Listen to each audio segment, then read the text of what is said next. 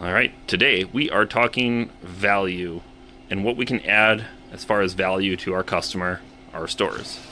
So this store had an issue with their 2 carts, and they're within a year old, and they've already gotten to the point where the casters, we'll take a walk over here.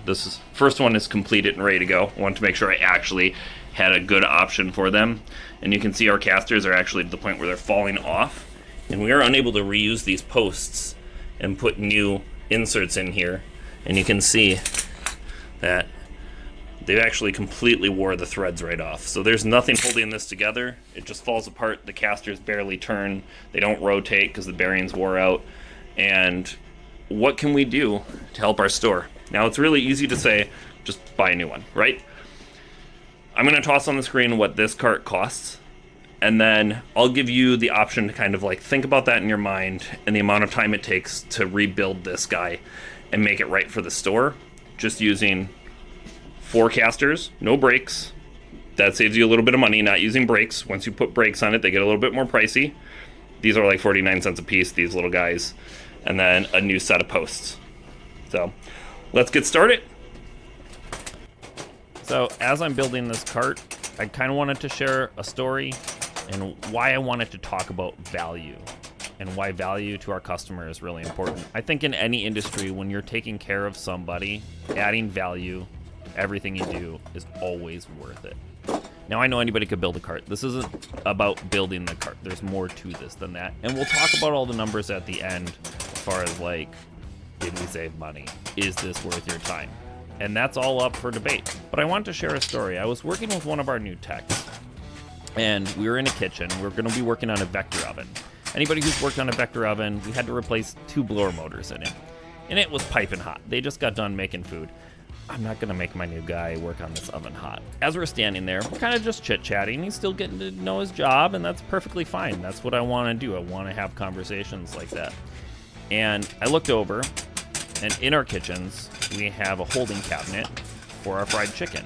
And our fried chicken program is really important to Kwik Trip, and we spent a lot of time and we put a lot of care and effort into that program. And part of that program is an increased focus on food safety because we're handling raw chicken.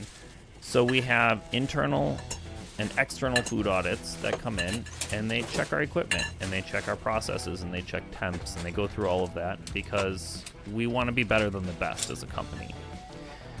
And to be better than the best, you have to look at all of your stuff and make sure you're doing it right. But I look down at the holding cabinet, going back to the holding, we'll eventually get there. I look down at the holding cabinet, and the gasket is just gone. Like, the door gasket might as well just not even be a door gasket. I know that's what they're looking at right now in those food safety audits, is door gaskets. I mean, they look for everything, but this is something that's really on the front of their, like, they're going to walk in, they're going to open up that door, and they're going to go, this is a bad door gasket. Take the time. We're waiting for the oven to cool down. What else are we going to do? Take the time. Get the asset number. Open up a call. It's as simple as reaching out to our dispatcher and getting a call. Go find the part number. Order up that part. When you come back, now you have it, and you can make a difference in their life.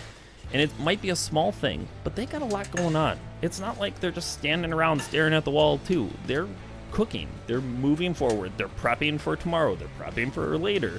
If it's lunch rush, they're not going to look at a door gasket. They got things going on. This is what I talk about when we're adding value to a stop. You're already there.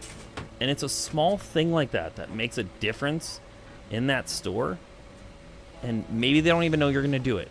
But at the end of the day, it saves them that one hard conversation about not getting this gasket replaced. And if you want to go one step further, and this is what I always recommend, we have label makers in the stores. If not for the store, do it for yourself. Make a little label of what that part number is. You know, door gasket, part number, XYZ123. Stick it next to the asset tag or put it right inside the door where it's clearly obvious. Boom, it's right there for you and the store. Every time you kind of remove a barrier, like trying to find a part number, I mean, anybody who's had to search for a door gasket for anything knows how hard it can be to find the right part the first time. Just go in a back room. You'll find a stack of door gaskets. But if you can give them that part number, Heck, if you can give yourself that part number 6 months from now, think of how helpful that is. And it's not just part numbers that we should concern ourselves with. It's the kitchen as a whole. If you see something, it's a heck of a lot easier to take care of it now, or at least get a call open and get a part ordered, than when it becomes an emergency. Remember, we're all in the same canoe. We gotta go to the same place, so might as well paddle in the same direction. Back to the video. All right, let's talk money, dollars and cents, and what value kind of looks like. So, when these were ordered, these were about $85. We're getting them on Amazon, which is fine. They were pretty good quality. We have some that we had from years past that were doing really well, and then you can see that the quality had slipped. However, that doesn't mean that the shelving quality slipped. It was really just the caster quality that had slipped. So our buyers intelligently have switched up and got a different cart now that actually uses these casters, but brakes on all four, which maybe that would be nice. You could always do 2 brakes on here and not have it be the end of the world, and that part number will be right there. It's totally an option. You could do that. So what did this cost us? Well, at the end of the day, this was for everything, all of the posts. So all 8 posts that we used was $42.64. The 6 packs of the little black clips, which you could reuse the clips that were there. There would be nothing wrong with that. Were $6.12. Actually, a little bit more than that. Nope. Yeah, $6.12. And then the 8 casters came out to $81.92 for those casters. And we use these casters to hold up our ovens. So they're really good casters. They do a really good job. I think I have seen 2 in my career failed. And I mean, that's pretty good in my opinion, considering the amount of casters I look at. Took me about 45 minutes, all said and done. It probably would have been quicker if I wasn't filming and shooting all the video. So about $48 in labor for us to build to the store to assemble these. Not too bad. Overall, these 2 carts were $178.68 to complete this task for the store. Now, if we had ordered new, back in the day, if they were the 85, it would have been, about $170 for the pair of carts. And then we would have had to tear down, throw away the old carts. So now you're just throwing away the shelving, throwing away all these pieces and parts, when in reality, all we're going to be throwing away is these individual posts and casters. So we're a little bit less on our waste. And then we would have had time to assemble it, which would have been the 45 minutes. Now, the store could have done that themselves. Technically, they could do this themselves. If anybody at the store is watching this, totally within your bounds, you can definitely tackle this. There's nothing crazy here. But today's costs, if we were to do this, would have been $160 per cart. Granted, better quality cart, but same shelves, same, and then the same posts that I used and the casters I used, except for brakes all the way around. So you could put brakes on these. And that would be about $320 plus the labor to assemble it. I don't know. Definitely a conversation to be had down in the comments. Is there value in doing this? I mean, if these carts lasted them about a year with where they were. Now, if these can last them 2, 3, we come out ahead. It goes back to that conversation of like, are we making the right call? And this is where sometimes asking a question is important, because maybe I didn't make the right call. Maybe this is not the appropriate thing to do. Perhaps I should have ordered 2 brand new carts and threw these away. Hard to say. Let me know what you think down in the comments.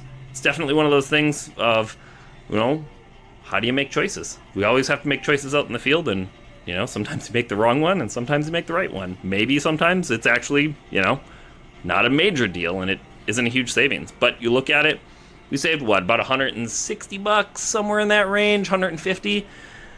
That's not a lot of money. But when you do that times 400 stores, now we're talking a little bit of money. So just little things to think about. And then remember too, if you see something, that's where our buyers need to know. If you're finding out product quality is dipping, apparently about a year ago maybe, we let them know that product quality was slipping, and we switched over and we're actually getting a higher quality caster now. So those things matter. Not everybody sees everything that comes into the warehouse. They assume we're getting the same thing over and over again. And if it's not working for the store, raise your hand, say something. We're all here to make everybody's life a little bit better. Thanks for watching. We'll see you next time.